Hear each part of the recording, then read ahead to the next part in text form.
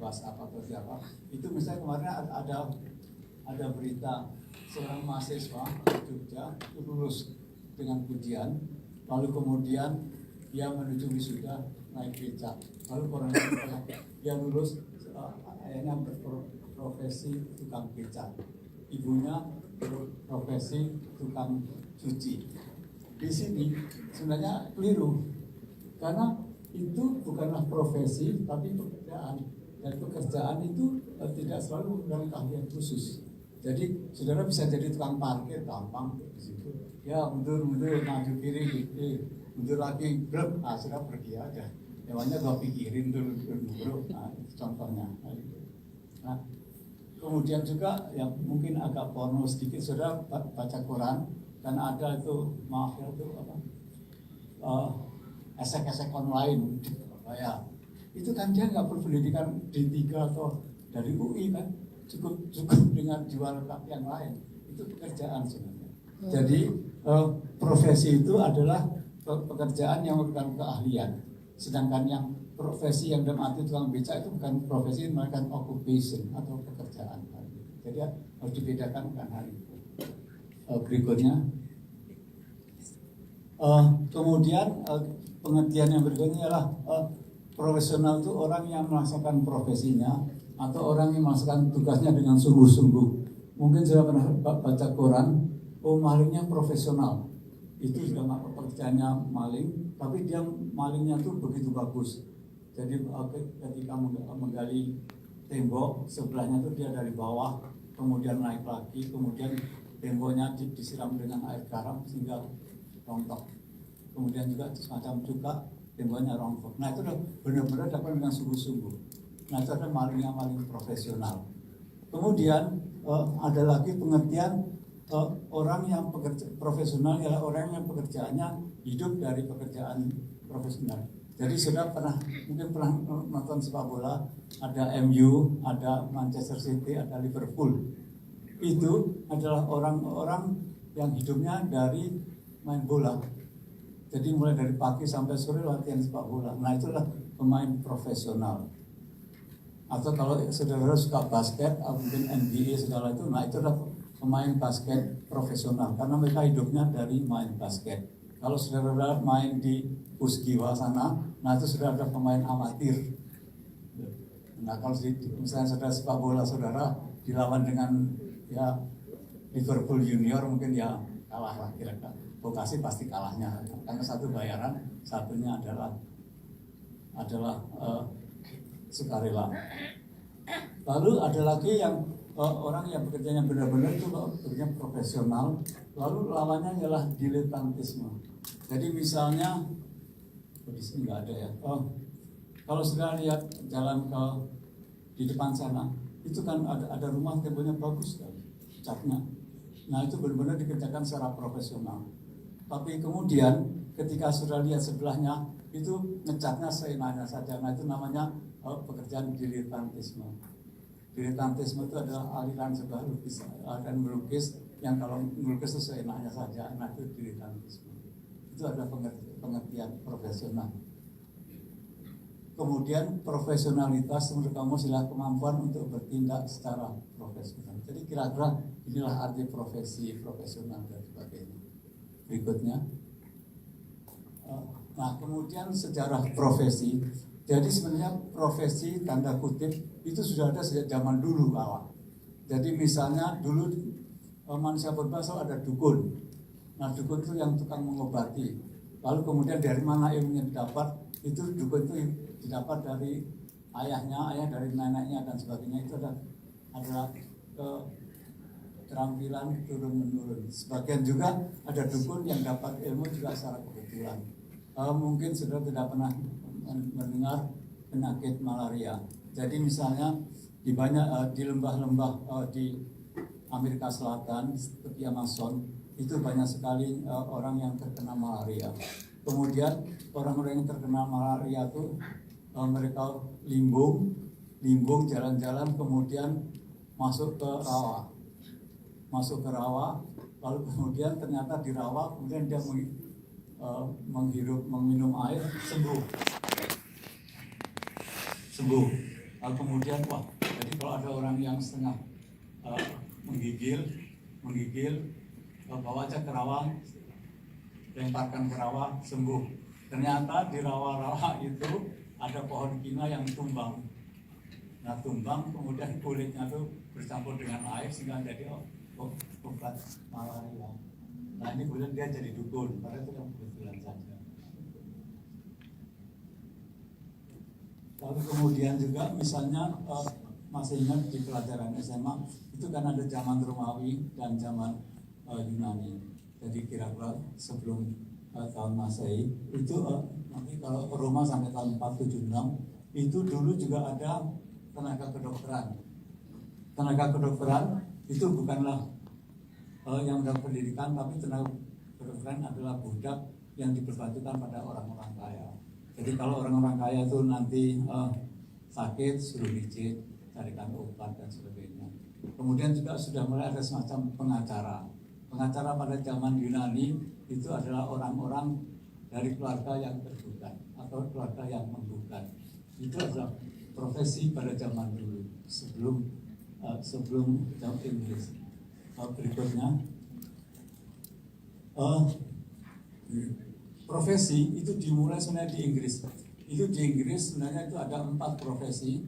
Yang pertama ialah pendeta atau priest, kemudian juga minister, itu sama.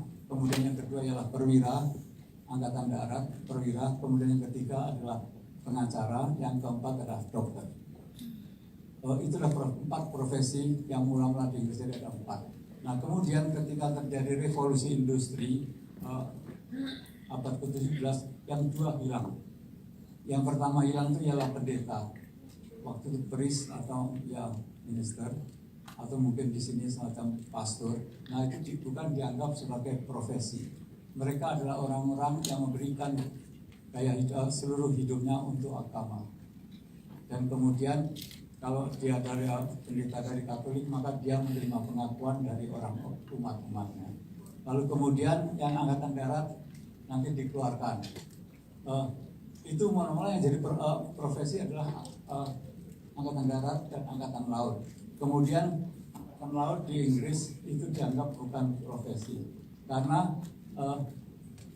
para klasi itu bukanlah klasi yang mau berjuang untuk ratu atau untuk kerajaan, tapi orang-orang yang dipaksa untuk jadi klasi.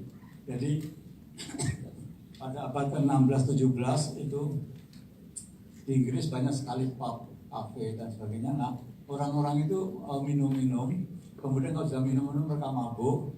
Lalu kalau mabuk kemudian oleh pemilik kafe atau pemilik pub itu dilempar keluar warung lah.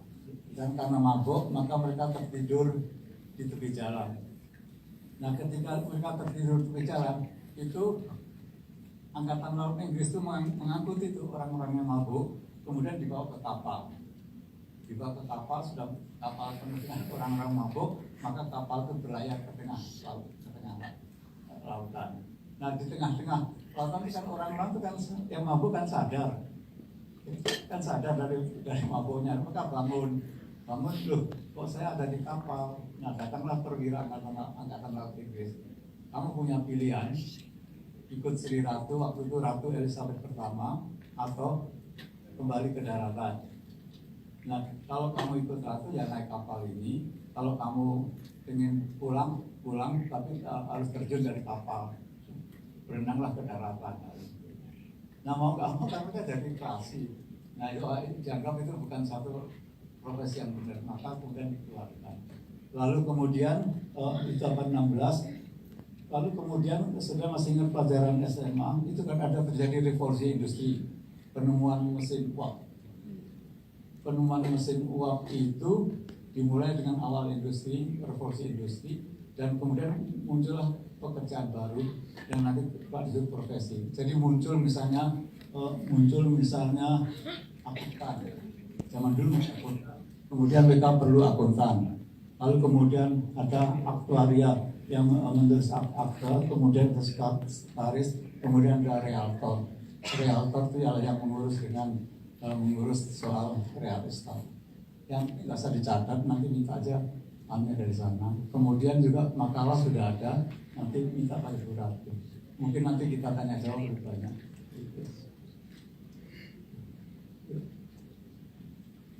Lalu kemudian, itu salah tulisan. Jadi ada perbedaan antara profesi tradisional yang zaman dulu dengan profesional yang terjadi pada zaman sekarang.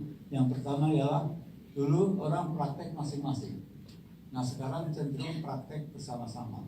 Coba perhatikan kalau saudara mudah-mudahan nggak sakit, di banyak tempat praktek kan dokter lebih dari satu. Ada dokter umum, dokter mata, dokter lebih dari satu umumnya gitu. Nah itu kelompok-kelompok itu.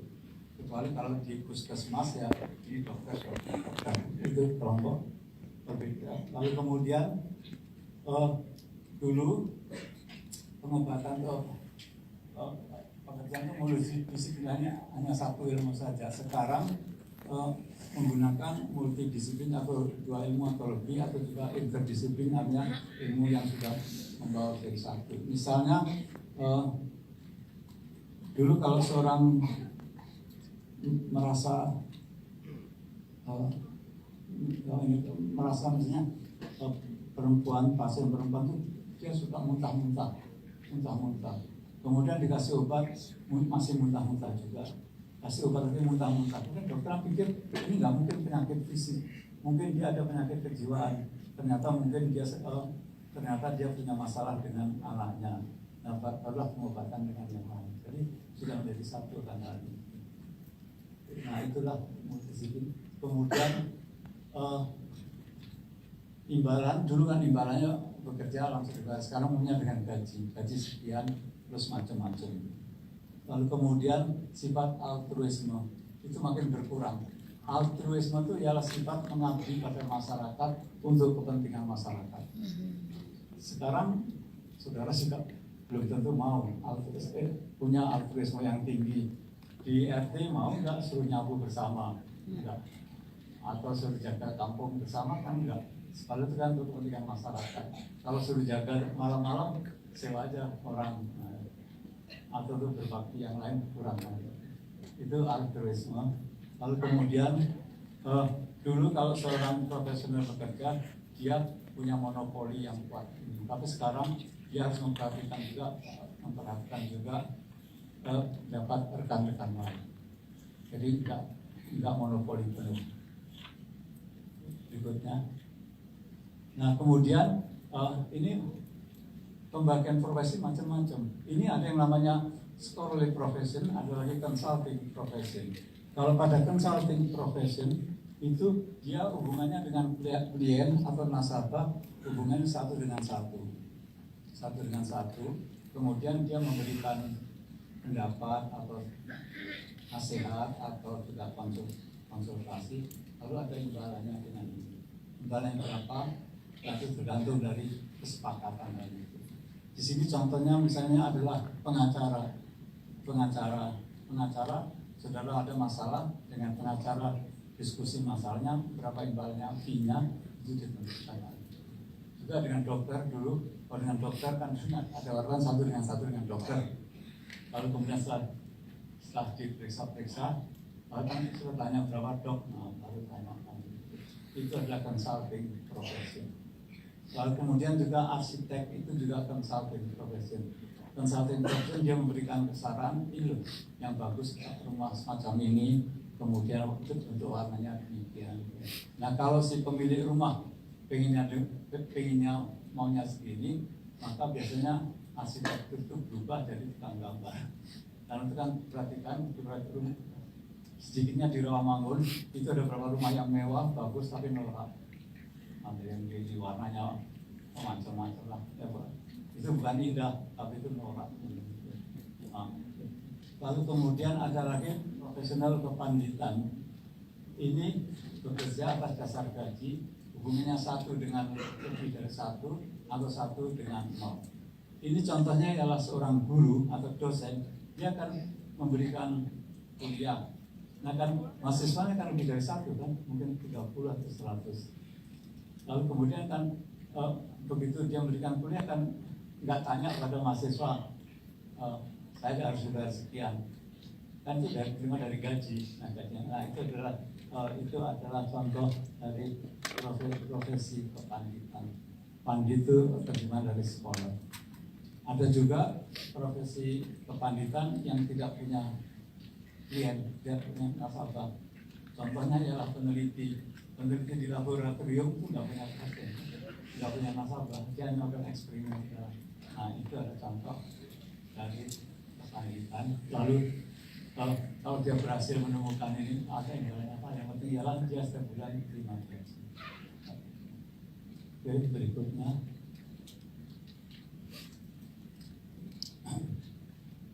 Lalu kemudian sudah saya jelaskan, kan ada pendeta, perwira militer, pengacara dan dokter. Kemudian model lagi. Nah sekarang kita mencari model-model profesi. Yang berikutnya. Kalau model profesi atau trade itu jadi sebuah profesi disebut profesi sesuai dengan ciri-cirinya. Itu ya model ciri. Jadi misalnya yang lama itu salah itu berorientasi pada jasa altruis. Jadi berorientasi pada jasa memberikan jasa untuk kepentingan masyarakat. Dulu pustakawan demikian. Kalau Asiparis kita masuk ke sana itu. Pekerja sosial itu termasuk yang memberikan jasa untuk altruisme. Lalu kemudian mereka harus punya asosiasi. Asosiasi itu yang menyelenggarakan kongres, mendaftar, kemudian juga menyusun kode etik dan akreditasi. Kode etik adalah kode untuk seorang profesi untuk berbuat baik atau tidak baik. Melanggar kode etik nggak berarti melanggar hukum, hanya melanggar kode etik. Kode etiknya beda dengan etika. Etika luas. Kalau etik itu terbatas pada sebuah lingkungan. Jadi misalnya contoh etik itu, misalnya di Indonesia kalau memberikan sesuatu harus dengan tangan kanan kan?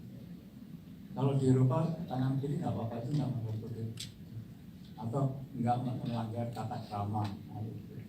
Atau misalnya juga kalau saudara pernah dijamu di Timur Tengah Arab, Mesir, kalau sesudah makan itu saudara harus bersendawa. Alhamdulillah, itu artinya makanannya enak. Tapi di beranda saudara diprototin, nggak tahu aturan kan dari itu. Sama misalnya kalau sudah ketemu dengan mahasiswa dari Timur Tengah, kalau mereka ketemu tuh, mereka senang sekali. Woi, apa kabar? Apa kabar? Kemudian dia pegang kepala kita, kepala begini, apa kabar baik, kepala kita dipegang. Bagi orang Indonesia kepala dipegang kan yang melanggar aturan. Kan? Sebaliknya kalau kita, apa kabar baik, kemudian saya pegang ininya, pinggulnya, marah dia. Itu tidak baik ya, kamu pegang kepala gue juga tidak baik. Itu contohnya kan. Jadi beda. Kemudian asosiasi banyak tulisan itu memberikan akreditasi. Indonesia asosiasi belum memberikan akreditasi kecuali mungkin dokter. Asiparis belum, pustakawan belum, juga dokumentalis belum. Kalau kedokteran sudah. Nah kemudian model ciri yang lain, ini yang pertama memberikan jasa untuk klien. Jadi sebuah profesi yang model ciri ya memberikan jasa untuk klien. Klien itu bisa klien, pemakai, pemustaka, pengguna, nasabah, macam-macam namanya sama. Lalu yang cara kedua ada batang tubuh, teori dan pengetahuan.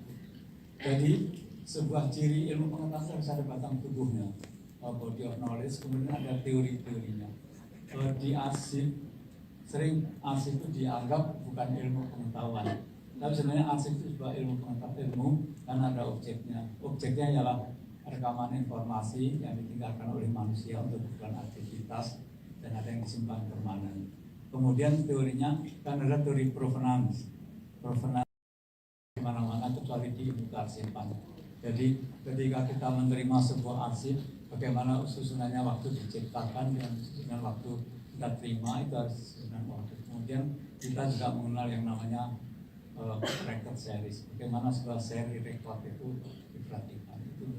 Nah itu tidak ada tempat lain, maka kearsipan itu sebuah ilmu. Jadi saudara nggak usah merasa rendah hati arsip atau tinggal memberkaskan itu bukan itulah. Memberkaskan karena ada ketentuan teoritisnya. Nah, kemudian keturunan keterampilan. Salah satu keterampilan arsiparis apa sih?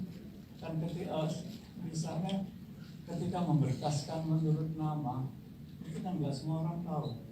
Namanya menurut nama depan atau nama belakang atau macam-macam nama, itu kan satu keterampilan. Kemudian juga ketika menentukan misalnya menentukan jadwal retensi, nggak semua orang tahu jadwal retensi ini dimusnahkan atau tidak. Sudah pernah baca mungkin koran-koran di PDILIPI itu terjadi pemusnahan tesis dan disertasi sebanyak 33.000 itu musnah dijual.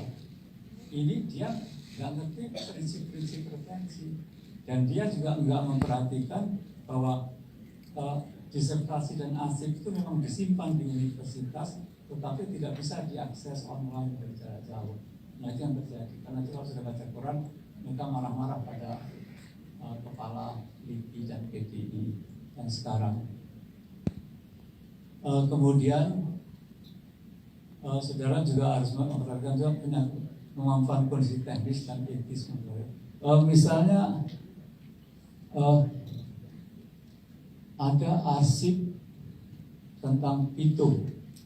Pitung itu adalah tokoh Betawi, orangnya kecil-kecil pendek gitu. Itu ceritanya kebal oleh senjata, ditembak Belanda nggak mempan. Jadi karena dia punya jimat katanya. Tapi sebenarnya Pitung itu orangnya kecil, kurang dari 150 cm. Jadi kalau zaman Betawi masih hutan-hutan, dia kan gampang aja melarikan diri ke sana kemari.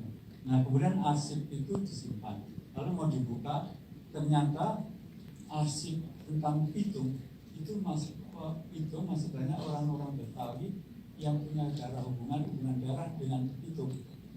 Kalau seandainya itu dibuka untuk publik, maka orang-orang yang sekarang sedang berpuasa akan tersinggung. Nah di sini kemampuan saudara menunjukkan etis, tidak etis, atau teknis dibuka atau tidak. Jadi untuk yang arsip dinamis, misalnya retensi, kita sudah perhatikan di era jalur retensi arsip itu di swasta lebih sistematis daripada di pemerintah.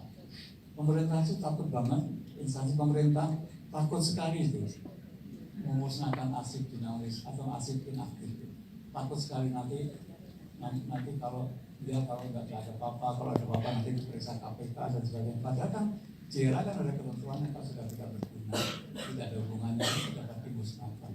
Jadi sekarang kantor arsip Pemda itu ya penuh dengan arsip inaktif aja. Lalu yang masuk yang ke statis malah sedikit.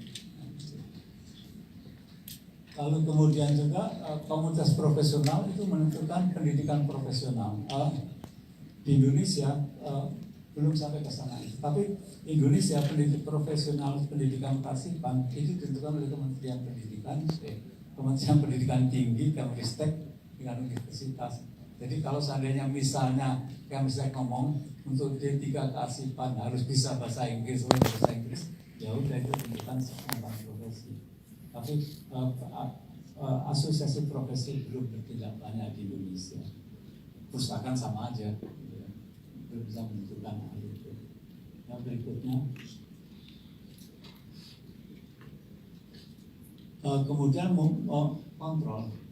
Ini contoh kontrol itu jadi si profesional itu mengontrol sepenuhnya akan koleksi yang dikelolanya. Ini dulu pertama kali waktu dari perpustakaan. Perpustakaan itu kan salah satu lembaga yang unik yang menyimpan Kalau kemudian yang ngerti ya pustakawannya. Jadi ketika ada orang datang ingin pakai, nah pustakawannya ngomong begini.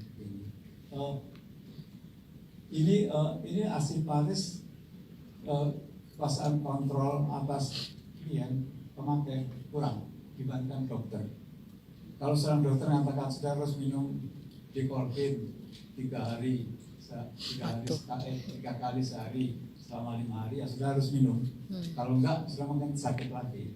Tapi kalau seorang arsiparis memberikan data, termasuk yang dinamis, ini loh arsip yang sudah minta, si pemakai boleh oh ini tidak perlu. Jadi kita tidak punya kontrol penuh atas klien, lain dengan dokter. Atau misalnya seorang insinyur mengatakan kalau rumah ini harus dibangun dengan ini kekuatan sekian, kalau tidak akan ambruk. Nah itu adalah kontrol. Ini model kontrol tidak berjalan mutlak. Berikutnya, kemudian model nilai. Jadi nilai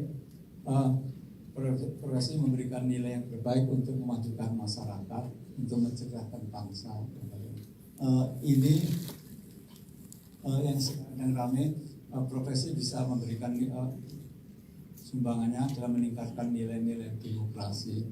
Jadi kalau arsiparis yang statis kurang, kalau arsiparis yang dinamis mungkin dia menyebarkan macam-macam flyer dan sebagainya.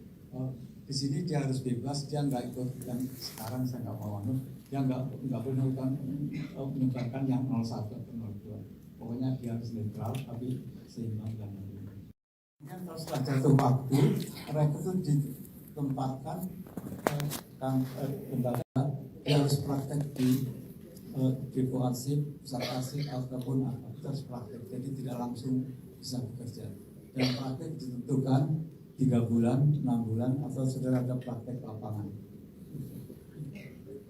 Lalu yang kedua,